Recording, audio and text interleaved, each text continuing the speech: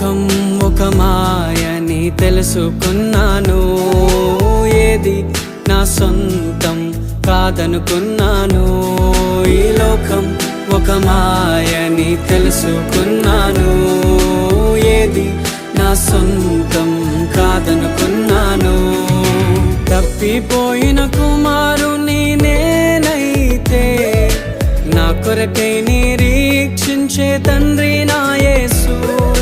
తప్పిపోయిన కుమారుని నేనైతే, నా కొరకై నిరీక్షించే తండ్రి నా యేసు. ఈ లోకమంతా